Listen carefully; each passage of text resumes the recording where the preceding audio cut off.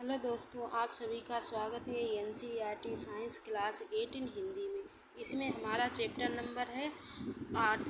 Chapter number है 15 कुछ प्राकृतिक घटनाएं, जिसमें हम कुछ प्राकृतिक घटनाओं के बारे में पूरा चैप्टर कंप्लीट करा चुकी हूँ। इसका हमने कॉन्सेप्ट पूरा क्लियर कर लिया है, हमारा पूरा चैप्टर कंप्लीट हो चुका है। आज हम इसके अभ्यास प्रश्न इस वीडियो में करेंगे। जो हमारे अभ्यास प्रश्न दिए गए हैं उन्हें हम करेंगे और समझेंगे और करने की पूरी कोशिश करेंगे। अगर आपने ना देखा हो तो पहले आप उसका कॉन्सेप्ट क्लियर कर लीजिए, फिर बाद को अगर आप अभ्यास प्रश्न करते हैं तो आपको अभ्यास प्रश्न करने में कोई तकलीफ़ नहीं होगी और आसानी से अभ्यास प्रश्न आपको समझ में आ जाएंगे। तो यहाँ पे हम समझते हैं जो हमारे अभ्यास प्रश्न दिए गए हैं, तो हम देख लेते हैं इसका फर्स्ट अभ्यास प्रश्न क्या दिया गया है। निम्नलिखित में से किसी घर्षण द्वारा आसानी से आवेशित नहीं किया जा सकता। इसमें बोला गया है ऐसा क्या है जिसे घर्षण द्वारा हम आसानी से आवेशित नहीं किया जा सकता। कौन? तो तांबे की छड़। हमारे 4 ऑप्शन दिए गए थे, जो हमारा राइट था वो हमने इसमें लिख दिया है। तो क्या है? तांबे की छड़। जो तांबे की छड़ होती है उसे हम आसानी से आवेशित नहीं कर सकते हैं। तो प्रश्न नंबर 2 देखते हैं हमारा क्या है। जब कांच की छड़ को रेशम के कपड़े से रगड़ते हैं तो छड़, जब कोई कांच की छड़ लिए उसे क्या करा, उसे रेशम के कपड़े से रगड़ते हैं तो क्या होता है। तो हम देख लेते हैं, धनावेशित हो जाती है। तो कांच की छड़ क्या हो जाती है? धनावेशित हो जाती है तथा कपड़ा ऋणावेशित हो जाता है। जो छड़ होती है वो धनावेशित हो जाती है और जो कपड़ा होता है ऋणावेशित हो जाता है। आपको याद रखना है, जब कांच की एक छड़ ली और रेशम के कपड़े से रगड़ी जाती है तो छड़ धनावेशित हो जाती है और कपड़ा ऋणावेशित हो जाता है। आगे देखते हैं, हमें क्या दिया गया। निम्नलिखित कथनों के सामने ट्रू तथा गलत के सामने हमें फॉल्स लिखना है। तो इसमें से हमें देखना है कि कौन सा हमारा ट्रू है, कौन सा फॉल्स है।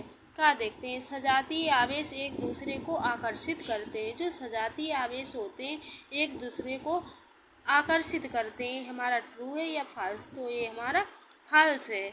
आवेशित कांच की छड़ आवेशित प्लास्टिक स्ट्रा को आकृति करती हैं। तो क्या है इस यहाँ पे होगा आकर्षित करती हैं। तो ये हमारा क्या है? ट्रू है। ये हमारा सत्य है कि जो कांच की छड़ होती हैं आवेशित प्लास्टिक स्ट्रा को आकर्षित करती हैं। गा देख लेते हैं, तड़ित चालक किसी भवन की तड़ित से सुरक्षा नहीं कर सकता है। क्या है? तड़ित चालक किसी भवन की तड़ित से सुरक्षा नहीं कर सकता है। तो क्या ये फॉल्स है या ट्रू है? तो ये हमारा फॉल्स है। इसके बारे में हमने विस्तार से पूरे चैप्टर को कंप्लीट कराया है। तो अगर हम उस चैप्टर को, उस वीडियो दोनों देख लेते हैं तो यहाँ से हमारा चैप्टर वहाँ से कंप्लीट हो जाएगा। तो हम अभ्यास प्रश्न बहुत आसानी से कर सकते हैं। तो घा वाला देखते, भूकंप की भविष्यवाणी की जा सकती है। जो भूकंप आता है उसकी भविष्यवाणी की जा सकती है, हमारा ट्रू है या फॉल्स है। तो हमने उसमें समझाया था कि हम भूकंप की भविष्यवाणी नहीं कर सकते हैं। तो क्या है? हमारा फॉल्स है। देख लेते हैं प्रश्न नंबर 4। सर्दियों में स्वेटर उतारते समय चट चट की ध्वनि सुनाई देती है। जब हम सर्दियों में स्वेटर पहनते हैं तो उसमें क्या होता है, हमें चट चट की ध्वनि सुनाई देती है। व्याख्या कीजिए, क्यों सुनाई देती है, इसकी हमें क्या करनी है? व्याख्या करनी है। तो हम उत्तर में देखते हैं, सर्दियों में स्वेटर उतारते समय चट चट की ध्वनि इसलिए सुनाई देती है क्योंकि ये बालों जैसी हल्की वस्तुओं को आकर्षित कर लेता है। क्योंकि देखो, सर्दियों में जब स्वेटर उतारते हैं तो चट चट की ध्वनि सुनाई देती है। क्यों? कि ये बालों जैसे बाल होते हैं हल्की वस्तुओं को क्या करते हैं? अपनी ओर आकर्षित कर लेते हैं। जब हम ऊनी तथा पॉलीएस्टर के वस्त्रों को उतारते हैं, ऊनी हो या पॉलीएस्टर के वस्त्र हो, उन्हें हम उतारते हैं तो हमारे बाल खड़े हो जाते हैं। तो हमारे जो हाथ पैरों के बाल क्या होते हैं? खड़े हो जाते हैं। ऐसा सब विद्युतकृत बाल तथा आकर्षण तथा प्रतिकर्षण के कारण होता है। कैसे?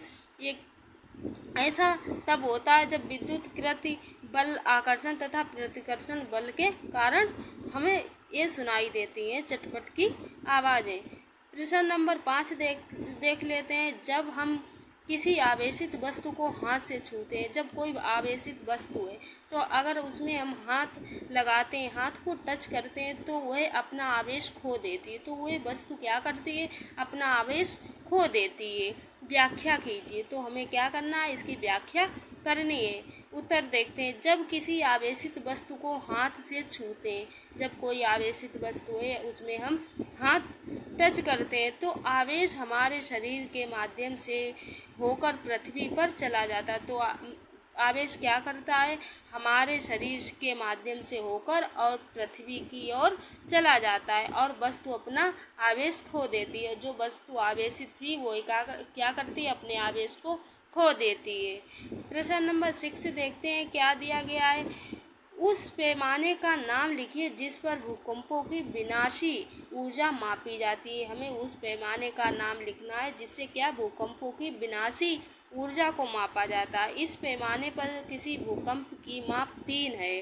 क्या इसे भू भूलेखी या सिस्मोग्राफी से रिकॉर्ड किया जा सकेगा? क्या इससे अधिक हानि होगी? तो इसे हमें क्या करना है? इसे स्पष्ट अपने शब्दों में लिखना है। तो इसका हम उत्तर देख लेते हैं। किसी भूकंप की शक्ति के परिणाम विनाशकारी ऊर्जा को मापने के लिए रिक्टर पैमाने का उपयोग किया जाता है। इसमें क्या बताया गया है? अगर हम भूकंप की शक्ति के परिणाम या विनाशकारी ऊर्जा को मापने के लिए क्या करते हैं? रिक्टर पैमाने का उपयोग करते हैं। किसके? रिक्टर पैमाने का उपयोग करते हैं। अगर विनाशकारी ऊर्जा को मापते हैं तो किसका प्रयोग करते हैं? हमें याद रखना है, रिक्टर पैमाने का उपयोग करते हैं। रिक्टर पैमाना रेखिक नहीं है। रिक्टर पैमाना कैसा है? ये रेखिक नहीं होता है। तो इसका क्या है? इसका अर्थ है कि इस पैमाने पर 6 परिणाम के भूकंप की क्षतिनाशी ऊर्जा 4 परिणाम के भूकंप की विनाशी ऊर्जा से रिकॉर्ड किया जा सकता है। इसमें क्या है? इसका यह अर्थ है कि पैमाने पर 6 परिमाण के भूकंप की क्षतिनाशी 4 परिणाम के भूकंप की विनाशी ऊर्जा के रिकॉर्ड किया जा सकता है। इससे अधिक पर 3 का मान सिस्मोग्राफी द्वारा रिकॉर्ड किया जाता है। इससे क्या है? इससे अधिक अगर 3 का मान सिस्मोग्राफी द्वारा रिकॉर्ड किया जा सकता है। इससे अधिक नुकसान नहीं होता है। जो सिस्मोग्राफी है इसे रिकॉर्ड करने से क्या होता है? ज़्यादा नुकसान नहीं होता है। 5 तीव्रता का भूकंप प्राकृतिक में विनाशकारी समय जाता है। तो क्या है? जो तीव्रता का भूकंप प्रकृति में क्या होता है? विनाशकारी समय जाता है। तो प्रश्न नंबर 7 देख लेते हैं। तड़ित से सुरक्षा के 3 उपाय सुझाइए। जो तड़ित होता है उससे हमें सुरक्षा कैसे करनी चाहिए, उसके हमें 3 सुझाव लिखने हैं। कौन कौन से हैं? क्या देख लेते हैं। गर्जन सुनते ही किसी सुरक्षित स्थान पर तुरंत पहुंच जाना चाहिए। क्या करना चाहिए? अगर बादल गरज रहा है तो हमें किसी सुरक्षित स्थान पर पहुंच जाना चाहिए। हाँ, किसी खुले स्थान पर हो तो वहीं सिमट कर बैठ जाएं।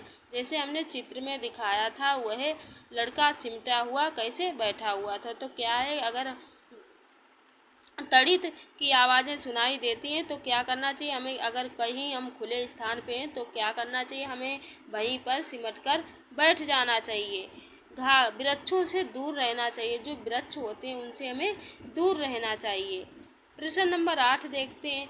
आवेशित गुब्बारा। एक आवेशित क्या है? गुब्बारा है। दूसरे आवेशित गुब्बारे को प्रकर्षित करता है, जबकि अनावेशित गुब्बारा आवेशित गुब्बारे द्वारा आकर्षित किया जाता है। व्याख्या कीजिए। हमें इसकी क्या करनी है? व्याख्या करनी है। देख लेते हैं इसका उत्तर। एक ही तरह के पदार्थ आवेशित होने पर समान रूप से होते हैं।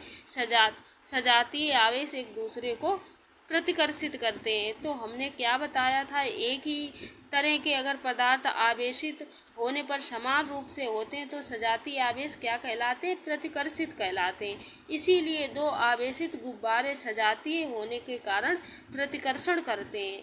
एक आवेशित और एक अनावेशित अगर विपरीत हैं एक दूसरे से, तो एक आवेशित है एक अनावेशित है गुब्बारे, तो विजातीय होने के कारण क्या करते हैं? एक दूसरे को आकर्षित करते हैं। हमने बहुत विस्तार से पढ़ा था। अब देख लेते हैं आगे नेक्स्ट प्रश्न। किसी ऐसे उपकरण का वर्णन कीजिए जिसका उपयोग किसी आवेशित वस्तु की पहचान में होता है। हमें क्या है? ऐसे किसी उपकरण की क्या करनी है?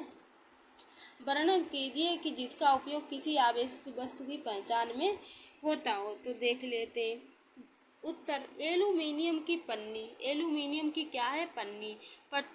पट्टियों पेपर क्लिप से होते हुए आवेशित रिफिल से आवेश प्राप्त करती है। इसमें क्या है? एल्यूमीनियम की पन्नी की पट्टियों में पेपर क्लिप से होते हुए आवेशित रिफिल से आवेश प्राप्त करती हैं। समान आवेश वाली पट्टियों को एक दूसरे को प्रतिकर्षित करती है। समान आवेश वाली पट्टियां क्या करती हैं?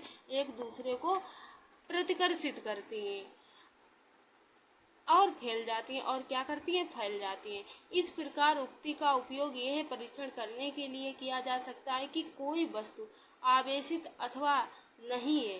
तो इस युक्ति में विद्युतदर्शी कहते हैं। तो इस युक्ति को क्या कहते हैं? विद्युतदर्शी कहते हैं। प्रश्न नंबर 10 देख लेते हैं क्या है। भारत के उन 3 राज्यों प्रदेशों की सूची बनाई है जहाँ भूकंप के झटके अधिक संभावित होते हैं। उन राज्यों के हमें नाम लिखने हैं जहाँ भूकंप अधिक आते हैं। तो क्या है? नंबर का राजस्थान। राजस्थान ऐसा देश है जिसमें क्या है? भूकंप प्रदेश है कि जहाँ भूकंप सबसे ज़्यादा आता है। गुजरात, भुज जिला, गुजरात का भुज जिले में। और भारत के उत्तरी कश्मीर के उत्तरी तथा तंगधार शहर में। प्रश्न नंबर 11 देख लेते हैं। मान लीजिए आप घर से बाहर हैं तथा भूकंप के झटके लगते हैं। आप कहीं घर से बाहर आए और भूकंप के झटके लगते हैं। आप बचाव के लिए क्या सावधानी बरतेंगे? और आपको अपना बचाव करना है तो आप क्या सावधानी बरतेंगे? तो उसे क्या है? हमें व्याख्या करनी, उत्तर में लिखना है। तो देख लेते हैं इसका उत्तर। यदि हम घर से बाहर हैं तो भवनों वृक्षों ऊपर जाती हैं। तो क्या है? यदि हम घर से बाहर हैं तो भवनों वृक्षों ऊपर जाती हैं तो विद्युत लाइनों से दूर किसी खुले स्थान को खोजेंगे। हम क्या करेंगे? जो विद्युत लाइनों से दूर, कोई विद्युत लाइन ना हो उससे दूर हम कोई क्या करेंगे?